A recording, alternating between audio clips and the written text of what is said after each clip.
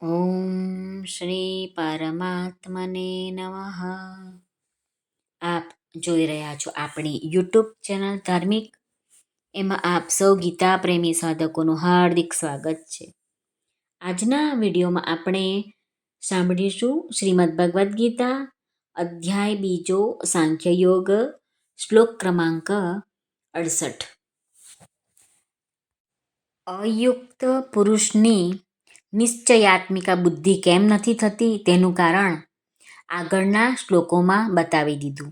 હવે જે યુક્ત છે તેની સ્થિતિનું વર્ણન કરવા માટે આગળનો શ્લોક શ્રી ભગવાન કહે છે.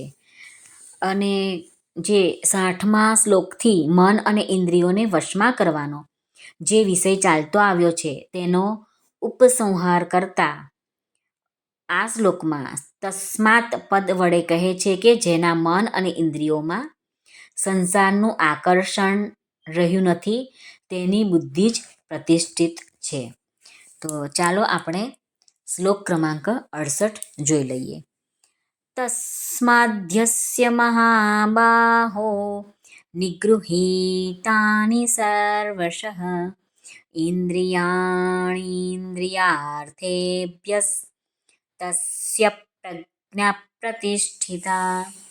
શ્રી ભગવાન કહે છે, તેથી હે મહાબાહો, જે પુરુષની ઇન્દ્રિયોના વિષયોથી સર્વ પ્રકારે નિગૃહિત કરાયેલી છે તેની બુદ્ધિ સ્થિર છે. અહીં સાધક સંજીવનીમાં શ્રી રામસુખદાસજી વર્ણવે છે કે સર્વશઃ પદ આપવાનું તાત્પર્ય એ છે કે સંસારની સાથે વ્યવહાર કરતી વખતે અથવા એકાંતમાં ચિંતન કરતી વખતે કોઈ પણ અવસ્થામાં તેની ઇન્દ્રિયો ભોગો કે વિષયોમાં પ્રવૃત્ત થતી નથી. વ્યવહાર કાળમાં ગમે તેટલા વિષયો તેના સંપર્કમાં ભલે ને આવે પણ તે વિષયોથી તે વિચલિત થઈ શકતો નથી. તેનું મન પણ ઇન્દ્રિયોની સાથે મળીને તેની બુદ્ધિને વિચલિત કરી શકતી નથી.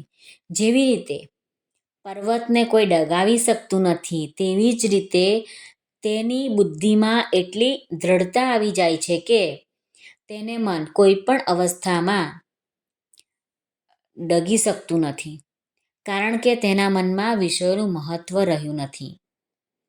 નિગૃહીતાની એટલે કે એનું અર્થ અહીંયા એ છે કે ઇન્દ્રિયો વિષયોથી પૂરેપૂરી રીતે વશમાં કરેલી છે, અર્થાત વિષયોમાં તેનું લેશ માત્ર પણ રાગ આસક્તિ કે ખેંચાણ રહ્યું નથી.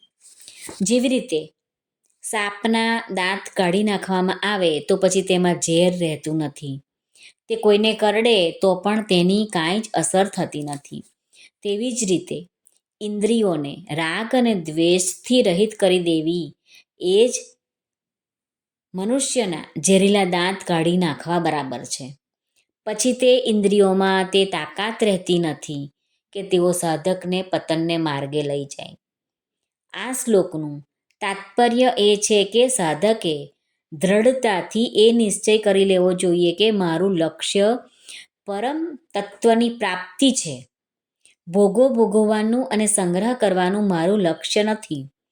જો એવી સાવધાની સાધકમાં નિરંતર જળવાઈ રહે તો તેની બુદ્ધિ સ્થિર થઈ જાય છે. શ્રી કૃષ્ણાર્પણમસ્તુ. શ્રી કૃષ્ણ શરણમ મમ. શ્રી કૃષ્ણ શરણમ મમ. શ્રી કૃષ્ણ શરણમ મમ. જય શ્રી કૃષ્ણ શરણમ મમ. શ્રી કૃષ્ણ શરણમ મમ. શ્રી કૃષ્ણ શરણમ મમ. શ્રી કૃષ્ણ શરણમ મમ. જય શ્રી કૃષ્ણ શરણમ મમ. સર્વેને ભાવથી જય શ્રી કૃષ્ણ.